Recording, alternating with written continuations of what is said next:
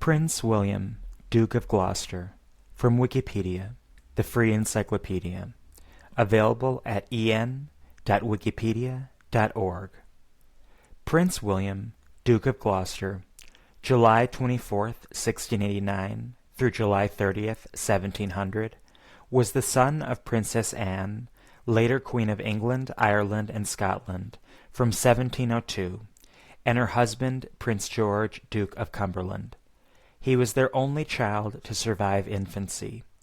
Styled Duke of Gloucester, he was viewed by contemporaries as a Protestant champion because his birth seemed to cement the Protestant succession established in the Glorious Revolution that had deposed his Catholic grandfather, James II, the previous year. Gloucester's mother was estranged from her brother-in-law and cousin, William III, and her sister, Mary II, but supported links between them and her son. He grew close to his uncle William, who created him a Knight of the Garter, and his Aunt Mary, who frequently sent him presents.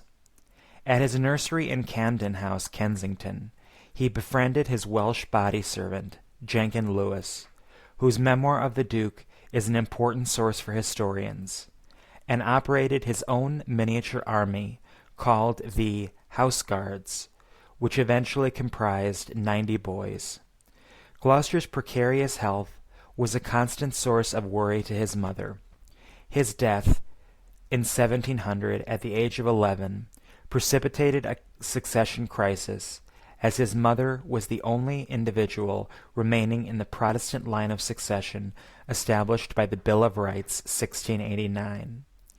The English Parliament did not want the throne to revert to a Catholic, and so passed the Act of Settlement 1701, which settled the throne of England on Electress Sophia of Hanover, a cousin of King James, and her Protestant heirs. Section 1, Birth and Health. In late 1688, in what became known as the Glorious Revolution, the Roman Catholic King James of England, Scotland, and Ireland was deposed by his Protestant nephew and son-in-law, Dutch stadtholder William Henry of Orange. William and his wife, James's elder daughter Mary, were recognized by the English and Scottish parliaments as king and queen. As they had no children, Mary's younger sister, Anne, was designated their heiress presumptive. The accession of William and Mary and the succession through Anne were enshrined in the Bill of Rights 1689. Anne was married to Prince George of Denmark and Norway, and in their 6 years of marriage Anne had been pregnant 6 times, but none of her children had survived. At the end of her 7th pregnancy, at 5 a.m. on July 24, 1689, she was delivered of a son in Hampton Court Palace. As it was usual for the births of potential heirs to the throne to be attended by several witnesses, the king and queen and most of the persons of quality about the court were present. 3 days later, the newborn baby was baptized William Henry, after his uncle, King William, by Henry Compton, Bishop of London. The king, who was one of the godparents along with the Marchioness of Halifax and the Lord Chamberlain Lord Dorset, declared him Duke of Gloucester, although the peerage was never formally created. Gloucester was second in line to the throne after his mother, and because his birth secured the Protestant succession, he was the hope of the Revolution's supporters. The ode, "The Noise of Foreign Wars," attributed to Henry Purcell, was written in celebration of the birth. Other congratulatory odes, such as Purcell's last royal ode, "Who Can From Joy Refrain," and John Blow's "The Duke of Gloucester's March" and "A Song Upon the Duke of Gloucester," were to follow on his birthdays in later years. However, supporters of James, the Jacobites, spoke of Gloucester as a sickly and doomed usurper. Despite being described as a brave, lively-like boy, Gloucester became ill with convulsions when he was 3 weeks old, so his mother moved him into Craven House, Kensington, hoping that the air from the surrounding gravel pits would have a beneficial effect on his health. As was usual among royalty, Gloucester was placed in the care of a governess, Lady Fitzharden, and was suckled by a wet nurse, Mrs. Pack, rather than his mother. As part of his treatment, Gloucester was driven outside every day in a small open carriage, pulled by Shetland ponies, to maximize his exposure to the air of the gravel pits. The effectiveness of Gloucester's treatment having exceeded their expectations, Princess Anne and Prince George acquired a permanent residence in the area, Camden House, a Jacobean mansion, in 1690. It was here that Gloucester befriended Welsh body servant Jenkin Lewis, whose memoir of his master is an important source for historians. Throughout his age, Gloucester suffered from a recurrent ague, which was treated with regular doses of Jesuit's bark, an early form of quinine, by his physician John Radcliffe. Gloucester disliked the treatment intensely, and usually vomited after being given it. Possibly as a result of hydrocephalus, he had an enlarged head, which his surgeons pierced intermittently to draw off fluid. He could not walk properly, and was apt to stumble.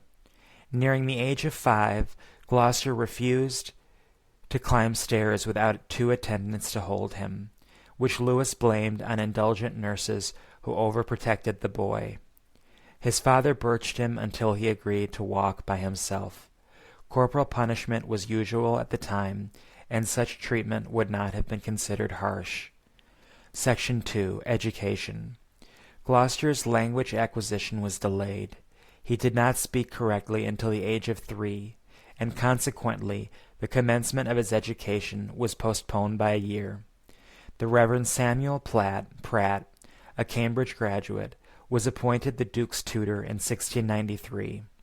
Lessons concentrated on geography, mathematics, Latin, and French. Pratt was an enemy of Jenkin Lewis, and they frequently disagreed over how Gloucester should be educated.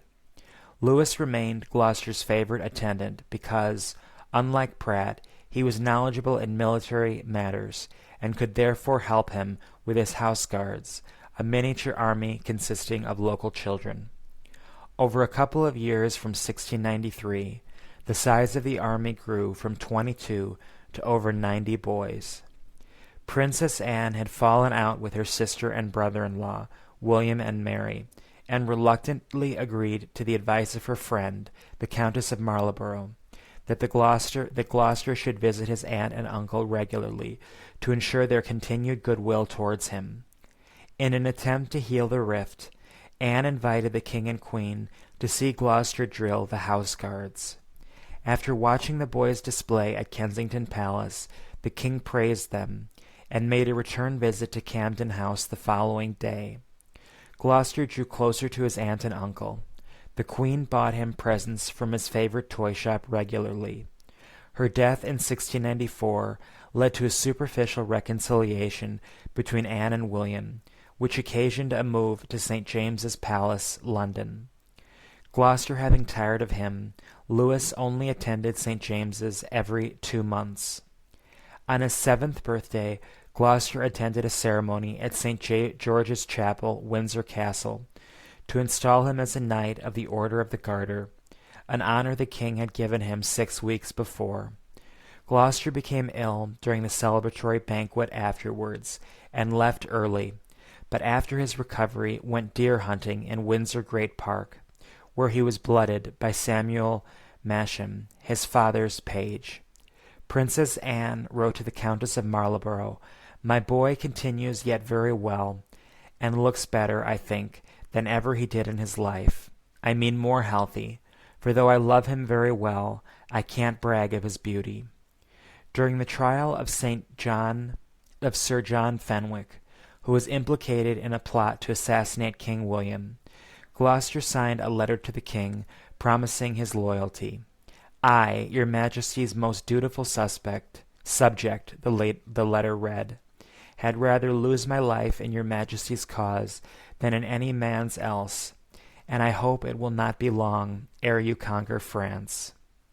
Added to the letter was a declaration by the boys in Gloucester's army. "We, your Majesty's subjects, will stand by you until we have a drop of blood. In 1697, Parliament granted King William £50,000 to establish a house for the Duke of Gloucester, though the king only permitted the release of £15,000, keeping the difference for himself. The establishment of Gloucester's own household in early 1698 revived the feud between Anne and William. William was determined to limit Anne's involvement in the household, and therefore appointed, against her wishes, the Low Church Gilbert Burnet, Bishop of Salisbury, as Gloucester's preceptor. Anne was High Church, and Burnet, knowing she was unhappy, attempted to decline the appointment, but the king insisted he accept it. Anne's anger was only placated by an assurance from King William that she could choose all the lower servants of the household. The Earl of Marlborough, a friend of Anne's, was appointed Gloucester's governor, after the Duke of Shrewsbury declined the office on the grounds of ill health. Shortly before he sailed for the Netherlands, the king received Anne's choices from Marlborough, but he refused to confirm them. His favorite, the Earl of Albemarle, eventually convinced him to agree to Anne's appointments, and the king's acceptance was sent from the Netherlands in September 1698. The Marlborough's 12-year-old son, Lord Churchill, was appointed Gloucester's Master of the Horse, and became a friend and playmate. Abigail Hill, a kinswoman of the Countess of Marlborough, was appointed his laundress, and Abigail's brother, Jack Hill, was made one of Gloucester's gentlemen of the bedchamber. Burnet lectured Gloucester for hours at a time on subjects such as the federal constitutions of Europe and law before the time of Christianity. Burnet also encouraged Gloucester to memorize facts and dates by heart. Government ministers inspected Gloucester's academic progress every 4 months, finding themselves amazed by his wonderful memory and good judgment. His childhood troop was disbanded, and King William made him the honorary commander of a real regiment of Dutch foot guards. In 1699, he attended the trials in the House of Lords of Lord Mohun and Lord Warwick, who were accused of murder. Mohun was acquitted. Warwick was found guilty of manslaughter, but escaped punishment by pleading privilege of peerage. Section 3. Death. As he neared his 11th birthday, Gloucester was assigned Mary's old apartments in Kensington Palace. At his birthday at Windsor, on July 24th, 1700, he was said to have overheated himself while dancing. By nightfall, he was suffering from a sore throat and chills. The physicians could not agree on a diagnosis, and he developed a high fever. Radcliffe thought he had scarlet fever, while others thought it was smallpox. Gloucester was bled, to which Radcliffe strongly objected. He told his colleagues, "You have destroyed him, and you may finish him." He prescribed blistering, which was no more effective. Prince William died on July 30th, 1700, with his parents beside him. An autopsy showed he had an abnormal amount of fluid in the ventricles of his brain. King William, who was in the Netherlands, wrote to Marlborough, "It is so great a loss to me, as well as to all England, that it pierces my heart." Anne was prostrate with grief, taking to her chamber. In the evenings she was carried into the garden to divert her melancholy thoughts. Gloucester's body was moved from Windsor to Westminster on the night of August 1st, and he lay in state in the Palace of Westminster before being entombed in the royal vault of the Henry VII Chapel in Westminster Abbey on August 9th. As was usual for royalty in mourning, his parents did not attend the funeral service, instead remaining in seclusion at Windsor. In an allusion to Prince William's death, Tory politician William Shippen wrote, "So by the course of the revolving spheres, whene'er a new discovered star appears, astronomers with pleasure and amaze upon the infant luminary gaze. They find their heavens enlarged, and wait from thence some blessed, some more than common influence. But suddenly, alas, the fleeting light, retiring, leaves their hopes involved in endless nights." Gloucester's death destabilized the succession, as his mother was the only person remaining in the Protestant line to the throne established by the Bill of Rights 1689. Although Anne had 10 other pregnancies after the birth of Gloucester, all her subsequent children died, either in the womb or immediately after birth. The English Parliament did not want the throne to revert to a Catholic, so it passed the Act of Settlement 1701, which settled the throne of England on a cousin of King James, Sophia, Electress of Hanover, and her Protestant heirs. Anne succeeded King William in 1702 and reigned until her death on August 1st, 1714. Sophia predeceased her by a few weeks, and Sophia's son George ascended the throne as the first British monarch of the House of Hanover. Section 4. Titles, Styles, Honors, and Arms.